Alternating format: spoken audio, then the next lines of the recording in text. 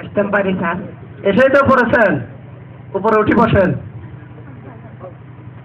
আরের সামনে ঘুরে করতে পারি তুমি হবে সেখানে সেটা। ওখানে কেন বসছেন? উপরে উঠি বসেন। আচ্ছা সরি।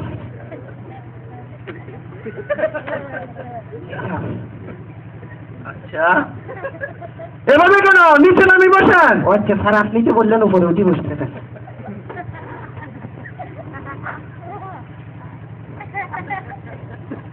আচ্ছা এভাবে বসছেন কেন? আমি যেভাবে বসছি সেভাবে বসেন। সরি স্যার আমি বুঝতে পারিনি আসলে আপনি কি বলতে চাইছেন। জি স্যার বলেন স্যার। আচ্ছা আদব লাজ বলতে কিছু নাই, সুন্দর করে বসেন না। আচ্ছা স্যার সরি আপনি আসলে কি বলতেছেন বুঝতে পারতেছি না, বলেন। নাম কি? কফি আনান।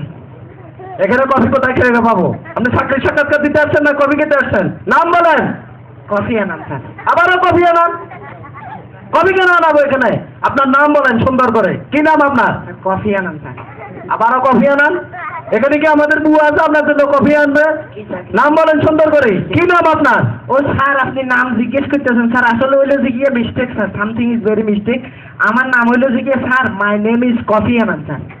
ও কফি আনান আপনার নাম? ও আচ্ছা আচ্ছা আচ্ছা আমি বুঝতে পেরেছি বুঝতে পেরেছি। তা আপনার পিতার নাম কি? মিস্টার আগা খা। আগা খা, গোড়া খা, মধ্য খান খা, কফি খা, এগুলো কি বলেন? সুন্দর করে আপনার পিতার নাম বলেন। মিস্টার আগা খা স্যার। আবারও আগা খা? আগা কেন খান আপনি? মধ্যখান দিয়ে না খাইবেন। আপনার বাবার নাম কি? স্যার এগেইন মিস্টেক স্যার, মানে প্রশ্নটা হইলো যে গিয়ে স্যার আপনি আপনার পিতার নাম জিজ্ঞেস করছিলেন না? জি জি পিতার নাম আর কি আপনার আব্বার নাম? আমি পিতার নামই বলতেছিলাম sir, my father name is mister Agha Khan. ও আগা খা আপনার আব্বার নাম? জি স্যার জি। কে রেখেছিল এই নাম? এই নাম তো স্যার রেখেছিল সম্ভবত আমার দাদা স্যার। আচ্ছা যাক, আমার আরো লোক আছে, ইন্টারভিউ আরো নিতে হবে, আপনাকে একটু খুব তাড়াতাড়ি শেষ করে দেবো। স্যার আসলে মাইক্রোফোনে যদি কম বুঝে যাচ্ছে আমি একটু এটা দিই স্যার। কম বুঝে যাবে, বেশি বুঝে যাবে, এগুলো করলে কি চাকরি করতে পারবেন? স্যার আপনি আসলে কফি আনানটা বুঝতে পারেন নাই, আবার মিস্টার আগা খাটা বুঝতে নেন আরেকটা নেন, আরেকটা নেন। কুদ্দুস আরেকটা দাও। জি স্যার বলেন। আপনাকে আমি কিছু প্রশ্ন করব। জি স্যার আপনি আমার গ্রামের নাম জিজ্ঞেস করেন না কিন্তু। না স্যার, আমি কি জিজ্ঞাসা করবো? না জিজ্ঞাসা করবো আপনাকে, জানি জিজ্ঞাসা করবো। সরি স্যার আমি মনে করছি আপনি ভুলে গেছেন। আচ্ছা বলেন আপনার গ্রামের নাম কি? কাশিনি। কাশি নেন, কাশি নেন, ভালো করে কাশি নেন। স্যার কাশতে বলতেছে।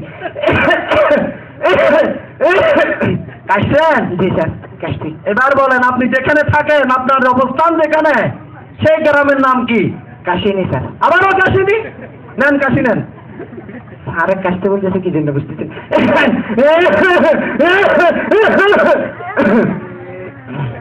স্যার কাশছেন ভালো করে? এবার বলেন আপনার গ্রামের নাম কি যেখানে আপনি বসবাস করেন? ও আচ্ছা স্যার আপনি মনে হয় বুঝতে পারেন নাই স্যার, মিস্টেক আবারও। স্যার মানে আমি যেখানে বসবাস করি, যেখানে আমার জন্ম হয়েছে, মাই ভিলেজ নাম স্যার, এটা হলো my village name is sir Kashini. মানে আপনি যেখানে থাকেন সেই গ্রামের নাম কাশিনি? জি স্যার জি। ও আচ্ছা আচ্ছা আচ্ছা। জি স্যার। স্যার চাকরি হবে তো? চাকরিটা কোনো প্রশ্ন করি নাই, আপনি কি চাকরি হবে না হবে? আপনার এই ব্যাগ কিসের? এটা ব্যাগ কিসের? এটা স্যার আমাদের গ্রামের ভাষায় এটাকে বলে স্যার আমার খাদ্যদের গাঠি। কি খাচ্ছতের গাঠি মানে কি?